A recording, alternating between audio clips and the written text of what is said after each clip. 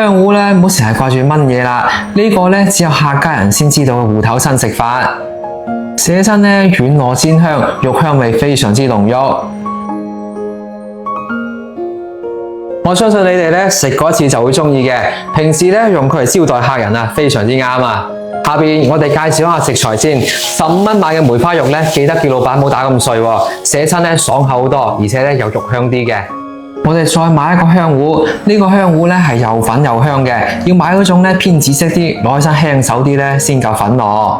再將芹菜啊同埋香菇咧切成碎，再將浸軟咗個魷魚咧一樣切成粒粒。呢3種食材搭配埋一齊咧，香味同埋營養就更加之豐富啦。再將呢啲食材全部放入碗入邊，加翻少少鹽、少少白糖提提先，再加啲蠔油落去，再滲翻少少胡椒粉劈劈啲腥味。最後淋翻2圈花生油，用手將佢揸勻。花生油嘅香味咧係可以將啲肉香同埋菜香咧都激發出嚟嘅。下邊重點嚟啦，想你啲丸仔寫身軟糯 Q 彈，凍咗都唔會硬咧，最關鍵啊就係呢個木薯粉啦。我哋加翻3大殼落去，用手將佢揸勻。我哋買木薯粉咧，要買就要買質量好嘅，好似我呢個咁樣啊，廣東啊20幾年老牌子噶啦。好似出邊茶樓食嗰啲粉果啊、麻薯啊、鹹水餃，仲有甜品店嘅珍珠咧，都係用佢整出嚟嘅。最緊要係咧配料表乾乾淨淨，質量有保證。我將佢放喺視頻嘅左下角啦，大家想試下嘅一定要去睇睇。揸到啲餡料可以成團唔會散開咧，咁就成功咗一半啦。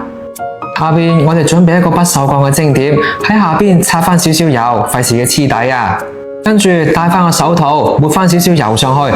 我哋揸起一紮肉餡喺個手心上邊咧，搓成個乒乓球咁大嘅丸仔，大細盡量均勻啲，熟嘅時候咧都會均勻啲嘅。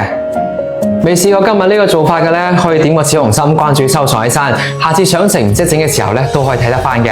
拉好嘅丸仔咧，整齊咁擺喺隻盤上邊，等水滾之後咧就可以上鑊蒸啦。冚翻個蓋，用大火蒸佢15分鐘左右。時間到啦，我哋揼翻少少蔥花，一道香噴噴嘅香芋肉丸咧，咁就搞掂啦。